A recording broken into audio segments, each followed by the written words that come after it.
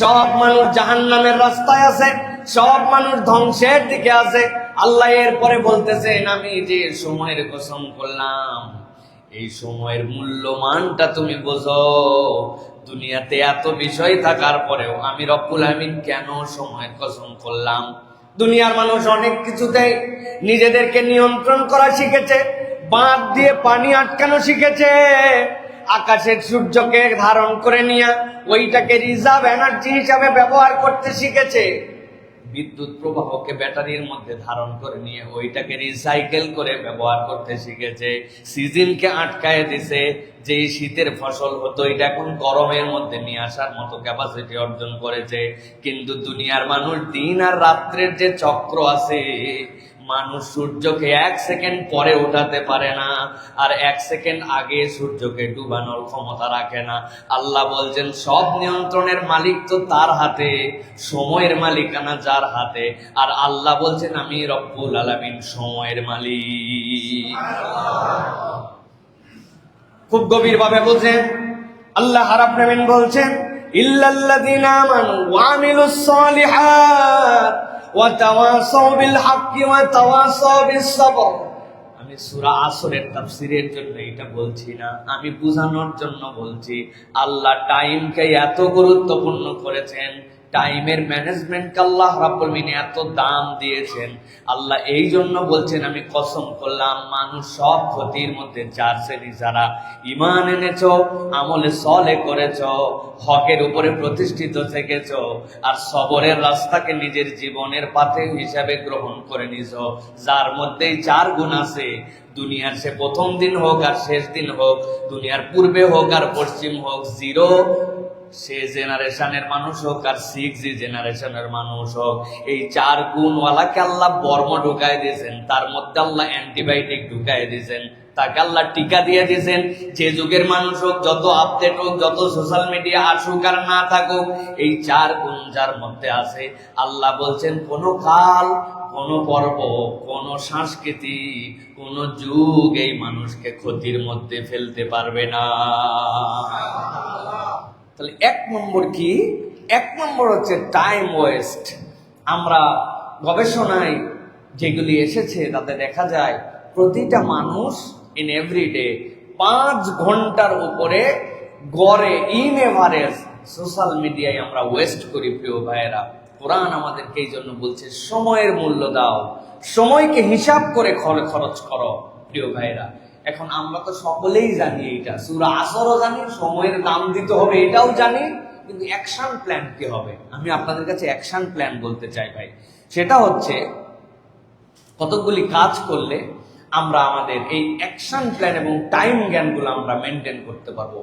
1 নম্বর, ইমানদারদের জন্য জামাতে সালাত আদায়, এটা হচ্ছে সবচেয়ে বড় টাইম ম্যানেজমেন্ট। কি বলেছি?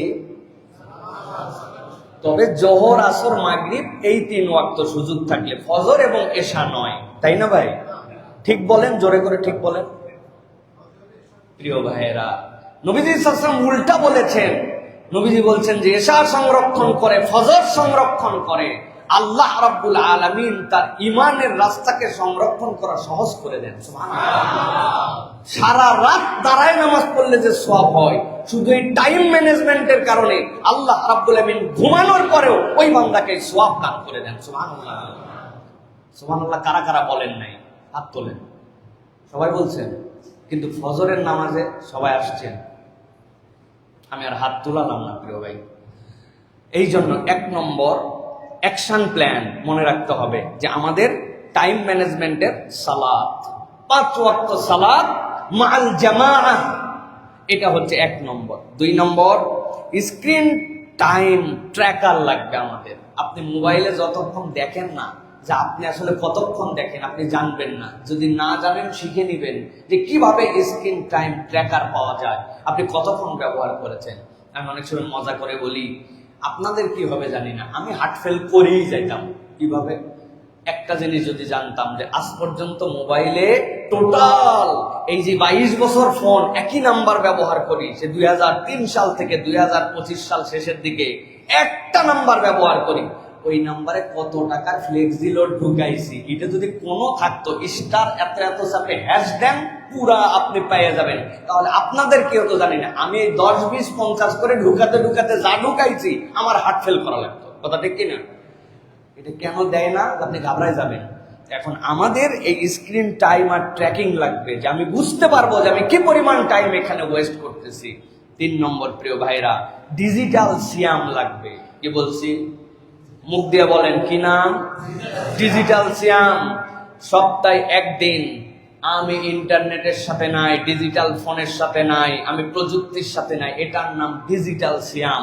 আপনাকে ইন্টেনশনালি এখান থেকে বেরোয় থাকতে হবে। একদিন এইগুলোর সাথে 24 ঘন্টা দেখেই নাই, হাতের সাথে কোনো সম্পর্ক নাই। এটা যদি করা যায় তাহলে বোঝা যাবে যে আত্মা আপনার নিয়ন্ত্রণে আছে। আর তাছাড়া বোঝা যাবে যে আপনি আত্মার গোলাম হয়ে গেছেন, আমি আত্মার গোলাম হয়ে গেছি। 3টা টাস্ক বললাম প্রিয় ভাইরা। তাহলে 1 নম্বর ডিজিটাল ফিতনার নাম হচ্ছে টাইম, মনে থাকবে। 2 নম্বরে চলেন এবার। 2 নম্বর ঝামেলা হচ্ছে আমাদের ঈমান হরণ হয় এই যুগে হারাম কন্টেন্টের সহজলভ্যতা। খেয়াল করে দেখেন, আমাদের শিশু বাচ্চারা যে দৃশ্য দেখে, যেইগুলি তাদের সামনে এসেছে, যেই অপসংস্কৃতি তাদের সামনে উপস্থাপন করা হয়েছে, অনেক লোক আছে এখানে মুরব্বী হয়ে যাওয়ার পরেও কোনোদিন সেটা দেখতে পায় নাই। তাহলে ডিজিটাল কন্টেন্টের সহজলভ্যতা আমাদের সামনে চলে আসছে। আল্লাহ রাব্বুল আমিন কি বলেছিলেন এই বিষয়ে? আল্লাহ রাব্বুল আমিন বলছেন, হে নবী, আপনি জানায় রাখেন আপনার উম্মতকে, 1450 বছর আগে আল্লাহ রাব্বুল আলামিন কিয়ামত পর্যন্ত মানুষের জন্য নির্দেশনা দিলেন, যেই সময় প্রযুক্তি আপনার আমার হিসাবে কোনো অঙ্কুর উদ্গম হয় নাই।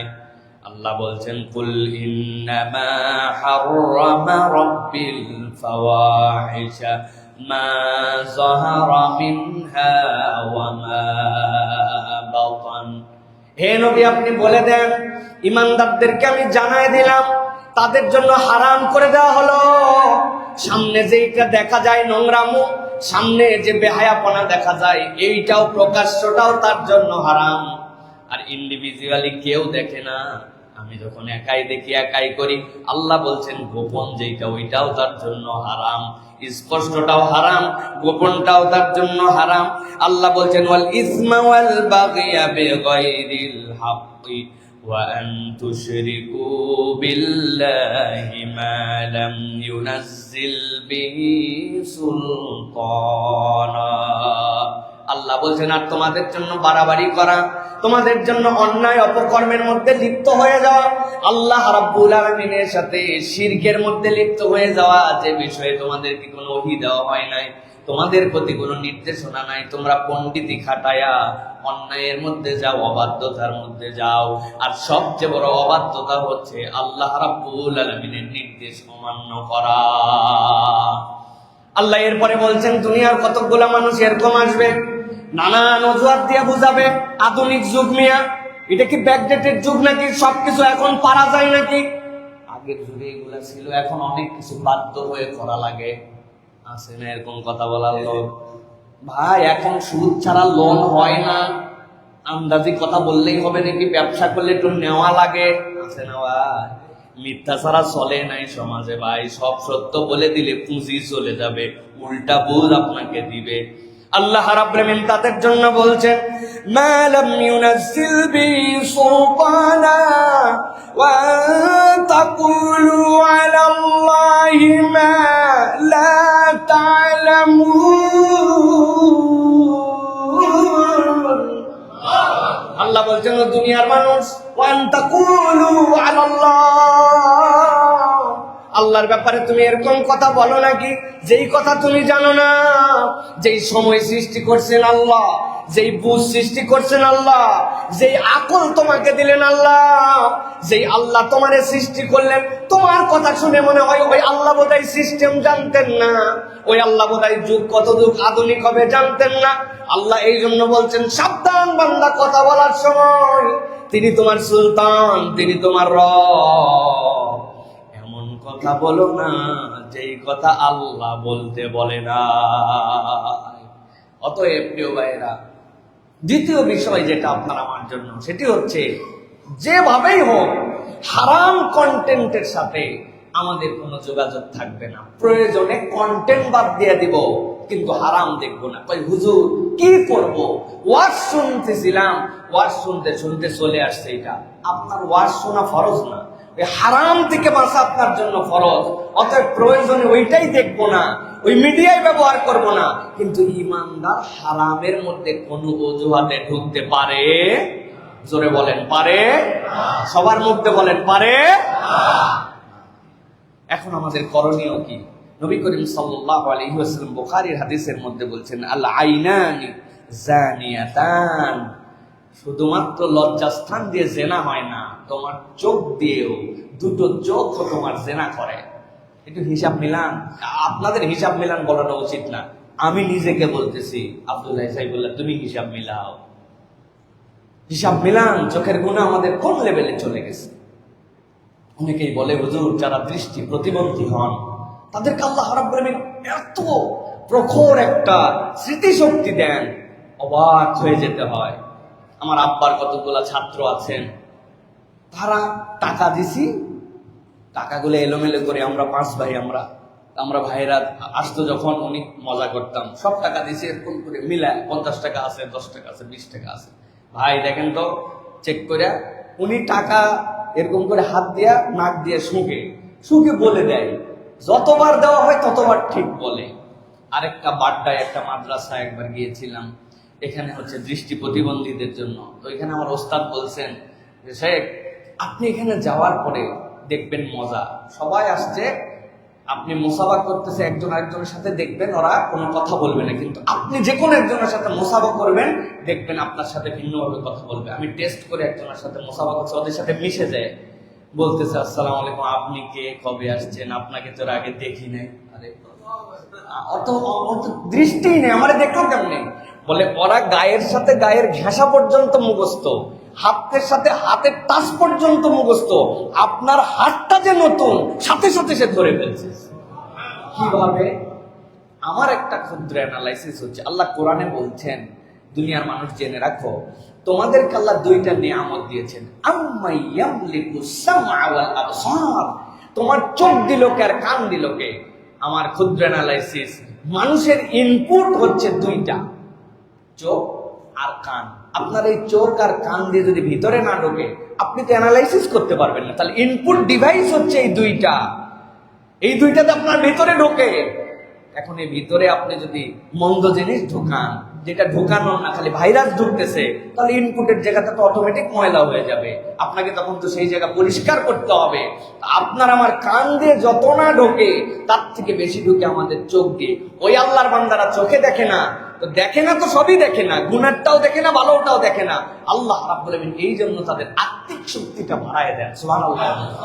এটাই প্রমাণ করে যে আমরা যদি চোখকে কন্ট্রোল করতে পারি, আমার জীবনের অর্ধেক কন্ট্রোল হয়ে যাবে। সুবহানাল্লাহ।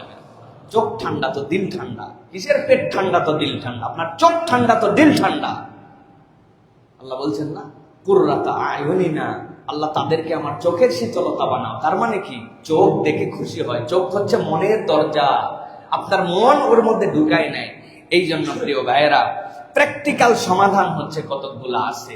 তার একটা হচ্ছে কাহাফ গার্ড নামে, নেটে সার্চ করে দেখবেন, আপনি যে ফোন যে ডিভাইস ব্যবহার করেন, কাহাফ গার্ড আছে। এরপরে দেখবেন NSFW ব্লকার অ্যাপ আছে। খারাপ কিছু যেন না দেখতে পান, খারাপ কিছু যেন আমার সামনে না আসে, এগুলো আপনাকে প্রোটেস্ট করে দেওয়ার জন্য, সাধ্যের মধ্যে ফিল্টার করে আপনাকে দেওয়ার জন্য চেষ্টা করবে প্রিয় ভাইয়েরা। সাথে সাথে কামল আছে। অনেক সালাফরা বলেছেন সূরা নূরের 30 থেকে 31 এই 2টা আয়াত বেশি বেশি তেলাওয়াত করা, এটা আমাদের নিজেদের মধ্যে ওই মোরাল ডেভেলপমেন্টের জায়গা বাড়ায়। সুতরাং আমাকে প্রথমে বুঝতে হবে হারাম কন্টেন্ট আমি দেখবো না। এখন এখান থেকে বাঁচবো কিভাবে, সেটা আপনাকে প্র্যাকটিস করতে হবে প্রিয় ভাই। এটা গেল 2 নম্বর বিষয়। 3 নম্বর, বর্তমান এই প্রযুক্তির যুগে গীবত ডিজিটালাইজেশন হয়ে গেছে। আপনি চিন্তাও করতে পারবেন না যে আপনি ডিজিটাল গীবত করেন। কিভাবে গীবত করতেছেন একটু খেয়াল করে দেখেন। আপনার সামনে একটা মিম আসছে, আপনি মিমটা শেয়ার করতেছেন, মজা পাচ্ছেন, অমুকের ব্যক্তিত্ব হানি করে একটা মিমস বানাইছে কেউ একজন, আপনার সামনে চলে আসছে একটা স্টোরি, যে স্টোরিতে আপনি দেখছেন যে কোনো ব্যক্তির অবর্তমানেই তাকে পচানোর জন্য কিছু একটা বলা হচ্ছে, স্ক্রিনশট শেয়ার করতেছেন, আপনি চ্যাট হিস্ট্রি লিক করে দিয়ে আপনি সেইটা মানুষের সামনে উপস্থাপন করতেছেন। আপনি মনে করছেন না তো, আমি তো মুখ দিয়ে কিছু বলি নাই। এই জন্য প্রিয় ভাইরা, এই গীবত এখন ডিজিটালাইজড হয়ে গেছে। আমরা যদি একটুখানি দেখি তাহলে আমরা দেখব এই গীবতের মধ্যে আমরা সকলেই কম বেশি ঢুকে গেছি। অথচ আল্লাহ রাব্বুল আলামিন কুরআনুল কারীমের মধ্যে বলেছেন, ওয়ালা ইয়াগতাব বা'দুকুম বা'দা আইয়ুহিব্বু আহাদুকুম আন ইয়াকুলা লাহমা আখিহি মাইতান ফাকারিহতুমু। তুমি তোমার মৃত ভাইয়ের গোশত খাওয়া কখনোই পছন্দ করতে পারো না, ঠিক সেই রকম তুমি পছন্দ করো না ওইটা, কিন্তু তুমি ডিজিটাল গীবত করে ফেলতেছো। আমরা এরকম কাজ অহরহ করতেছি। গীবতের এর আগের কনসেপ্ট ছিল আমার কাছে যে কিছু মানুষ গীবতকে শরীয়ত সম্মত বানানোর চেষ্টা করছে। নাউজুবিল্লাহ বলে। তিনজন বসে আছে, একজন বলছে একজনের নামে নানান কথা, আরেকজন শুধুমাত্র শুনছে আর হহ করছে। মধ্যের জন অনেকক্ষণ পরে বলছে, আসলে এইগুলা কথা বলা ঠিক না, তবে না বলেও পারি না, আল্লাহ মাফ করুক, কথা ঠিক। বুঝেন নাই না ভাই? মানে এইগুলো কথা বলা ঠিক না, না বলে পারি না, আল্লাহ মাফ করুক, ডাক্তার সাহেব কথা ঠিক, তাই না ভাই? এই যে আপনি ডিজিটাল গীবতের আগে শরীয়ত নিয়ে আসছিলেন, নাউজুবিল্লাহ, ঠিক এখনো এরকম আপনি চিন্তা করতেছেন এই লোক যেই রকম ইসলামের শত্রু, অমুক তমুক, একটা মিম শেয়ার করলে কি হয়, একটা স্ক্রিনশট ভাইরাল করে দিলাম, তার অপমান চলে গেল। অথচ ওই ব্যক্তি জানে না আর সামনে বলেন না, ওইটা আপনি পছন্দও করতেন না, কিন্তু পিছনে গীবত ডিজিটালাইজ হয়ে গেছে আমাদের জন্য। প্রিয় ভাইয়েরা, বাঁচবো কিভাবে?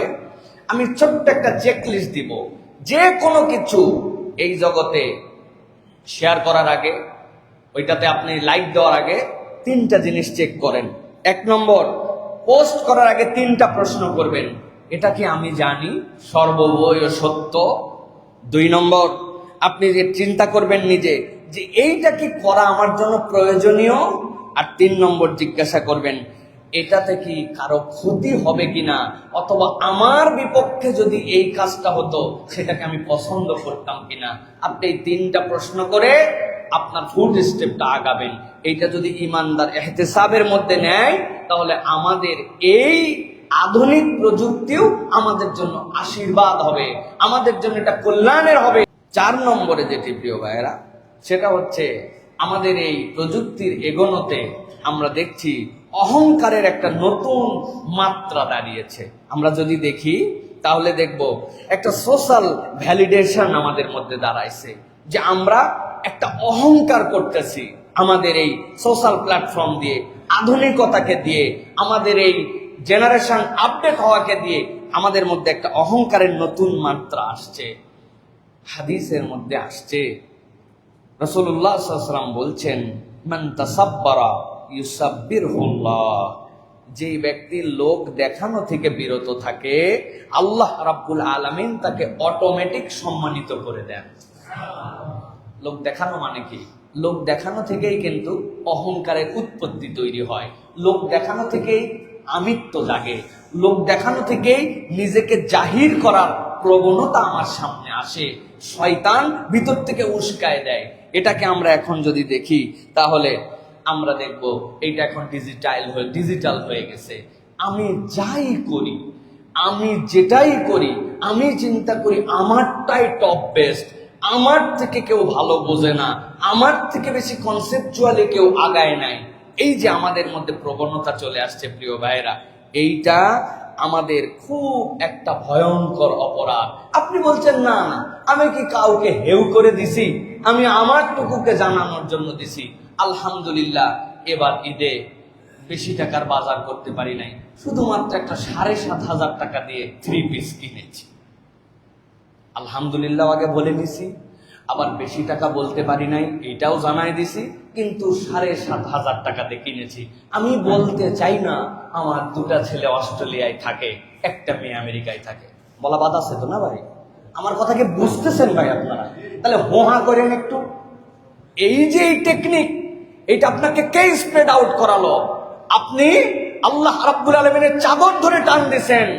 আল কিবরিয়া ও রিদাই, আল্লাহ বলছেন অহংকার বড়ত্ব এটা একমাত্র আল্লাহ রাব্বুল আলামিনের স্ট্যাটাস, তুমি তোমার স্ট্যাটাসে এটা জাহির করতেছো। আগেকার অ্যানালগ যুগে এত দূর জানানো যেত না, এখন ঘরে বসে আমেরিকা পর্যন্ত জানাই দেওয়া যায়, ঠিক না ভাই? এই জন্য আমাদের সব সময় দুটো দিকে খেয়াল করতে হবে। একটা সেটা হচ্ছে গোপন সাদাকা, আরেকটা হচ্ছে অ্যানোনিমাস দান। আমাদের এমন একটা দান করতেছি যেটা আল্লাহ ছাড়া কেউ জানে না। আল্লাহ রাব্বুল আলামিনের জন্য কিছু গোপন সাদাকা রাখতে হবে। আর যখনই এরকম মনের মধ্যে কিছু জেগে উঠবে, বেশি বেশি আল্লাহু আকবার, সুবহানাল্লাহ, আলহামদুলিল্লাহ পড়তে হবে। আল্লাহু আকবার বান্দা যখন বলে, এই ঠোঁটের উচ্চারণের রিফ্লেকশনও অন্তরের মধ্যে যায়, শয়তান তখন প্রতিহত হয়ে যায়। আপনি বোঝেন না, কিন্তু অটোমেটিক হয়। সুবহানাল্লাহ। সুইচ একটা আছে, সুইচের নিচে লেখা আছে অন। কি লেখা আছে ভাই? বাংলাদেশের সুইচ নিচ দিকে চাপ দিলে কি হয়? অন।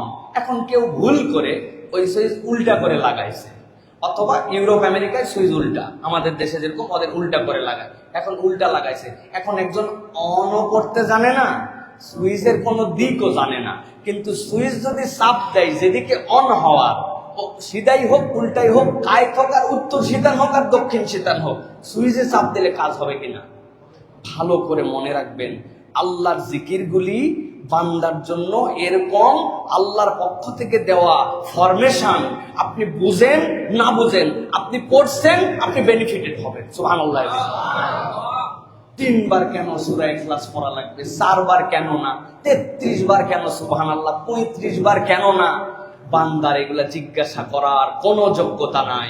আল্লাহর পক্ষ থেকে ওহী প্রাপ্ত হয়ে নবীজি জানাইছেন এটা 7 বার, এটা 33 বার, এটা অমুক নামাজের পরে 1 বার, এটা অমুক নামাজের পরে 3 বার, জুমার দিনে সূরা কাহাফ, শোয়ার আগে তোমার এই সূরা।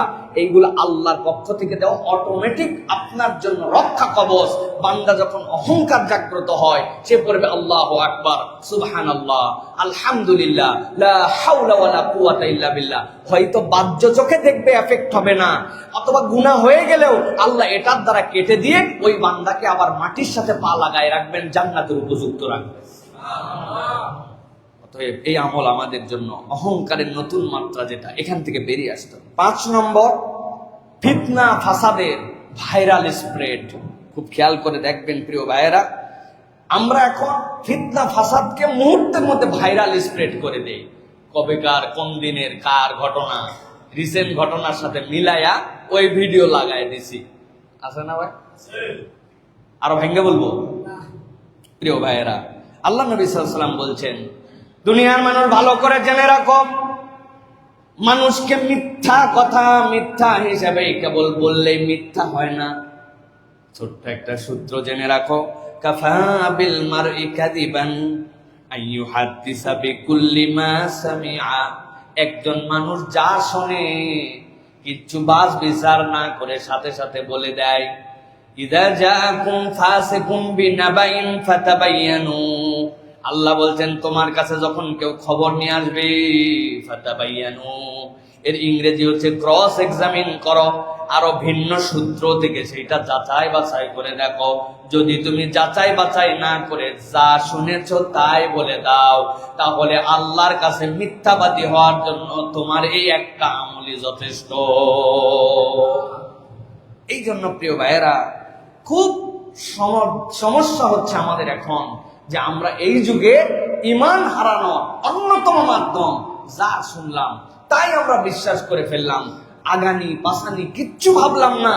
এবং কিছু সরল সোজা মানুষ আছে, আশ্চর্য হয়ে যায় যে এত বোকা এই যুগেও মানুষ হতে পারে। এই মানুষই আবার অন্য জায়গায় চালাকি দেখায়, সে শুনছে আর একটা শেয়ার করে, মা ফাতেমার ঘর, আমিন না বলে কেউ যাবেন না। আমরা ভিডিও দিয়া একটা কত সহি আমলের উমুক তুমুক, আমার 2000 লোক সেটা দেখে না, আর এই আমিনের 1.5 লক্ষ ইমানদার আমিন বসা গেছে। তুই একবার চিন্তা করলি না যে ভাই এইটা কেমনে মা ফাতেমার ঘর হতে পারে? এই ঘরের ছবিটা 1400 বছর আগে কে উঠাইলো? একবার ভাবলো না প্রিয় ভাইয়েরা। এই আগামী 226 দিন পরে পবিত্র রমাদানুল মুবারক শুরু হবে। এই বার্তাটি অ্যাভয়েড করে গেলে আপনার একটা ক্ষতি হবে, আর এটি ছড়িয়ে দিলে 3 দিনের মধ্যে সুসংবাদ পাবেন। বলুন সুবহানাল্লাহ। বলছে কারা কারা? এই সুবহানাল্লাহ বলে এই বার্তা আমি ছড়াই দিচ্ছি। ভাই আরবি মাস 29 হবে না 30 হবে, তুই কেমনে 267 দিন ফিক্স করলি রে ভাই? বুঝলাম না তো। এই যে আমাদের মধ্যে এইটা তো একটা লেয়ার, আর মিথ্যাগুলি তো মিথ্যাই। এটা শেয়ার টেয়ার করে তেমন কোনো ক্ষতি হয় না, কিন্তু আপনি ধোঁকাবাজের লেভেলটা বোঝানোর জন্য বলছি। এটা যদি শেয়ারও করে আমিনও দেয়, ব্যক্তির কোনো ক্ষতি হয় না। কিন্তু এমন বার্তা আছে, এমন কথা আছে, চেনা নাই জানা নাই, আপনার পছন্দ হয় নাই, এই জন্য আপনি ইচ্ছা মতো সেটা ছড়িয়ে দিয়েছেন। এটা ইমানদার ফিতনা ফাসাদের ভাইরাল স্প্রেড। এখান থেকে ইমান একটা সূত্র শুধু মনে রাখবে, কাফা বিল মারই কাযিবান আন ইউহাদ্দিসা বিকুল্লি মা সামিআ। যা শুনলাম তাই আমি শেয়ার করতে পারি না, আগে আমার বিবেক দিয়ে, আগে আমার অন্য জায়গা থেকে জেনে, প্রয়োজনে শেয়ারই করলাম না, লাইকই দিলাম না, এটাতে বেরিয়ে আসলাম। কিন্তু মিথ্যা কখন আমি ছড়াতে পারি? 6 নম্বরে সালাতে অনীহা।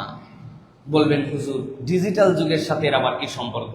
একটু হিসাব মিলিয়ে দেখেন যে আমরা একটা ডাটা একদল লোক মসজিদ ভিত্তিক অ্যানালাইসিস করেছেন। তারা অ্যানালাইসিস করে দেখেছেন যে আধুনিক সময়ে যারা স্মার্টফোন ব্যবহার করে 75% যুবক নামাজে দাঁড়ায় তাকবীরে তাহরিমার আগে লাস্ট ফোন চেক করে তারপরে নামাজে ঢোকে। কত পার্সেন্ট? 75%। লাস্ট তার চেক হচ্ছে মোবাইলটাকে চেক করবে, তারপরে ঢুক। আল্লাহু আকবার। মানে শেষ মুহূর্তে পকেটে রেখে দিয়ে অথবা শেষ মুহূর্তে সামনে রেখে দিয়ে, মানে লাস্ট মোমেন্ট পর্যন্ত 75% দোজ ইয়াং পিপল যারা আন্ডার 25 ইয়ার্স ওল্ড, এরা চেক করে তারপরে যায়। এখন আপনার সালাতে দাঁড়ানোর একটা প্রস্তুতি আছে। আপনি মুতাওয়াজ্জিহান হচ্ছেন আল্লাহর জন্য, আপনি দাঁড়াচ্ছেন, আপনার সব অঙ্গ প্রত্যঙ্গকে প্রস্তুত করছেন। ইকামত হচ্ছে আপনি মনে করছেন যে ইহসানের সংজ্ঞা নবীজি বলেছেন যে আমি তো আল্লাহকে দেখতে পাই না, কিন্তু নিশ্চয় আমার রব আমাকে দেখবেন, আমি তার সামনে দাঁড়াচ্ছি। এইরকম একটা কাকুতি বিনতির অনুভূতি নিয়ে দাঁড়ানো, আর মোবাইলে লাস্ট কিছু চেক করতে করতে কত কামাতিস সালাহ, কত কামাতিস সালাহ, আল্লাহু আকবার, আল্লাহু আকবার, লা ইলাহা ইল্লাল্লাহ, সাউ ইস্তাওয়াকিম, আল্লাহু আকবার। দুইটা এক, কথা বললেন না, দুটা এক। তাহলে আমি বলবো প্রিয় ভাইরা, সালাতে অনীহার একটা কারণ এইটা, আপনি যখন সালাতকে সম্মান দিচ্ছেন না, সালাতকে আকর্ষিত করছেন না, সালাতের প্রতি আপনি আপনার যে কায় মনোবাক্যে নিবেদন, এইটা আপনি 100% দিচ্ছেন না, মনে রাখবেন ওই সালাত আপনার থেকে ছুটে যাবে, ওই সালাত আপনাকে আর সেই মজাটা দিবে না। অতএব আল্লাহ রাব্বুল আলামিন কত আগে এই কথা বলেছেন। আল্লাহ কি বলেছেন? ফাওয়াইলুল লিল মুসাল্লিন আল্লাযীনা হুম আন সালাতিহিম সাহুন। ওই সালাতি যারা তাদের সালাতের ব্যাপারে উদাসীন, খোঁজ খবর নাই, ইমামের উপরে ছাইড়া দিছে, কয় রাকাত হইছে না হইছে, সিজদা গেছে না কি গেছে, কোনো টেনশন নাই, উনি নামাজে দাঁড়ায়া যুগ পাল্টায় ফেলছে চিন্তা ভাবনা করতে করতে। এই যে আমাদের অবস্থা, এটার থেকে আমরা কিভাবে বেরোবো? আমি আপনাদের কাছে ক্ষুদ্র 4টা পরামর্শ দেব। 1 নম্বর, সালাতের তাসবিহ এর ডিউরেশন বাড়ানো।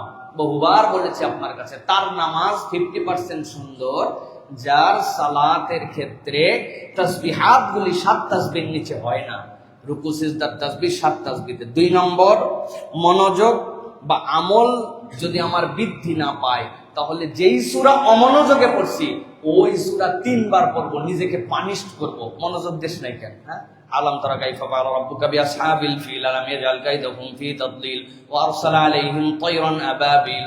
এই পর্যন্ত মনেই নেই, মুখস্থ ছিল, পড়ছি, আরে পরে খেয়াল হয়েছে যে কি পড়ছে জানি না, তো আবার জায়গা মতো আনছি না, এখান থেকে যাই শেষ করে দিব না, আবার আলাম তারা কাইফা ফাআলা রাব্বুকা বিআসহাবিল। আপনি নিজেকে নিজে পানিশ করে ওইটার 100% মনোযোগ দিয়ে 2 দিন 2 রাকাত করে নামাজ পড়ে দেখেন, খেলার নাম বাবাজি হয়ে যাবে। শয়তান বলবে তো বেশি সওয়াব পাচ্ছে, আলাম তারা একবার করে এই সওয়াব, এখন মনোযোগ বাড়ানোর জন্য মনোযোগ আবার সাথে সওয়াব, 1 রাকাতে পড়ছে 3 বার। থাক, ধোকা দেওয়ার দরকার নেই ভাই, তুই একবার করে শেষ কর। এটা হচ্ছে সিস্টেম। এটা 2 নম্বর আপনার। 3 নম্বর, মসজিদে ঢোকার আগে ফোন সুইচ অফ হবে। সুইচ হবে কোথায়, ভিতরে না বাইরে? বাইরে সুইচ অফ। আর মসজিদ থেকে বের হওয়ার সাথে সাথে মোবাইল অন করব না, মিনিমাম 3 মিনিট পরে মসজিদের বাইরে যাওয়ার পরে ফোন অন করব। এই আমল একদিন করে দেখেন, ইনশাআল্লাহ আল্লাহ একটা পরিবর্তন দিবেন। এটা হলো 6 নম্বর প্রিয় ভাইরা। হ্যাঁ, 7 নম্বরে পারিবারিক বন্ধনে ক্ষয়। খেয়াল করে দেখেন, মিলাতে পারবেন না যে হুজুর পারিবারিক বন্ধনের সাথে কেমনে আবার ঈমান হরণ হচ্ছে।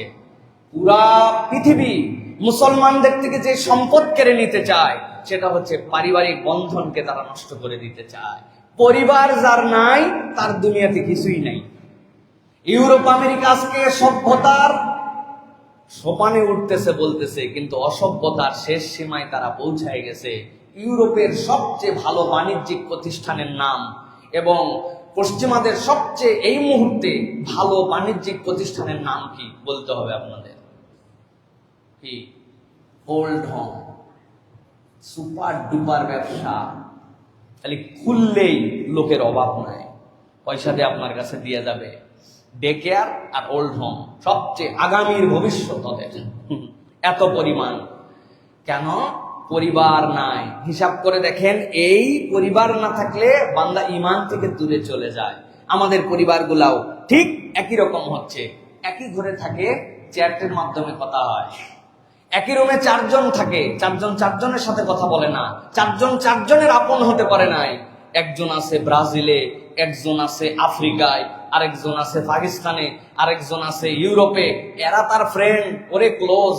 2 দিন হলো তোমার সাথে দোস্ত চ্যাট করতে পারি না, কিন্তু পাশের লোকের সাথে কথা বলার সময় নাই আমাদের। হয় কিনা ভাই এরকম প্রিয় ভাই? এই যে পরিবারগুলো এইভাবে আমাদের বেরিয়ে যাচ্ছে প্রিয় ভাইয়েরা। এই জন্য এই পরিবারকে গুরুত্ব আমাদের বেশি দিতে হবে প্রিয় ভাইয়েরা। টাস্ক কি হবে? নবী করিম সাল্লাল্লাহু আলাইহি ওয়াসাল্লামের একটা হাদিসের আলোকে টাস্ক হবে। নবীজি বলছেন, খায়রুকুম খায়রুকুম লিআহলিহি। তুমি যদি তোমার পরিবারের কাছে বেস্ট হতে পারো তাহলে তুমি আল্লাহর কাছেও বেস্ট, আর দুনিয়ার কাছে তুমি best. What a friend in every day, সে আমাকে চ্যাট করে, এভরিদিন তো আমার হাই হ্যালো করে। বাপরে, আপনি দুনিয়া ভাড়ায় ফেলছেন, কিন্তু আপনার পরিবারের কাছে আপনি ভালো মানুষ নন। অতএব আপনি ভালো মানুষ এখনো হতে পারেন নাই। অতএব পরিবারের কাছে আমাকে আগে গুরুত্ব দিতে হবে। আমি আপনাদের কিছু আমল দেই। হ্যাঁ, দেখেন, ডিজিটাল আমল। 1 নম্বর, টেক ফ্রি ডিনার প্ল্যান করতে হবে। টেক ফ্রি, এই সময় খাবার টেবিলে কেউ কোনো মোবাইল ব্যবহার করতে পারবে না। এটা লিখে দিবেন, বাড়িতে রুলস বানাবেন। আমাদের বাড়িতে এই রুল আছে। 2 নম্বর, আউটডোর অ্যাক্টিভিটি বাড়াতে হবে। আপনার বাচ্চারা খালি বলতেছেন মোবাইল দেখবেন, আর আপনি কাজ দিবেন, কেউ তো শিশু, ও তো কিছু না কিছু নিয়ে ব্যস্ত থাকতে হবে। আপনি তাদের জীবনে কোনো কাজ দেন নাই। আউটডোর বেস তার কাজ কি? তার একটা সাইকেল চালানো নাই, তার একটা বাইরে এন্টারটেনমেন্টের জায়গা নাই, তার মাঠের মধ্যে ফুটবল খেলা নাই। আমরা আসরের নামাজের পরে মাগরিবের আজানের আগ পরে 1 সেকেন্ড সময় নষ্ট করতাম না, এইসা খেলা খেলতাম। আসরের নামাজ পড়ে গায়ের জামা গুছানো রাখ, থালায় ছুঁয়ে খেলার জামা পরে আবার মাগরিবের আগ মুহূর্তে মাগরিবের নামাজে যখন বসতাম, নিজেই চিন্তা করতাম, কিরে আমি এত ফর্সা না তো, কিন্তু এত ফর্সা দেখাই কেন? এই লোমকূপের গোলা দিয়া পানি বের হতো, এইগুলো চকচক করে তখন লোম চুবে। আমি দেখতাম, বাপ, এগুলো তো নূর বাড়াচ্ছে, আসলে ঘাম বাড়াচ্ছে। তাহলে কি পরিমাণ আমরা খেলছি, আপনারাও খেলছেন। আমাদের বাচ্চা কাচ্চাদের আউটডোর অ্যাক্টিভিটিস নাই, এটা আপনাকে তাকে বের করে দিতে হবে। তার জন্য এই চেষ্টা আপনাকে করতে হবে, ফিজিক্যাল। 3 নম্বরে যেটা বলবো, নেট ফ্রি ডে। বাড়িতে ঘোষণা দিয়া আপনি দুনিয়া ফাটান, কিন্তু বাড়িতে একটা ডে থাকবে যে এই দিন কেউ নেট ব্যবহার করবে না, net free day. Wifi of, mobile off, আজকে আমাদের নেট ফ্রি ডে। দেখেন না, আপনার সময় মনে হবে কাটে না, যায় না। দিন এত বড় হলো কেন, সন্ধ্যাটা শেষ হয় না কেন, এরকম মনে হবে আপনার কাছে। পড়েন, হাদিস পড়ান, কোরআন পড়ান, হালাকা করেন, দর্শ করেন, কিছু একটা করেন। Net free day.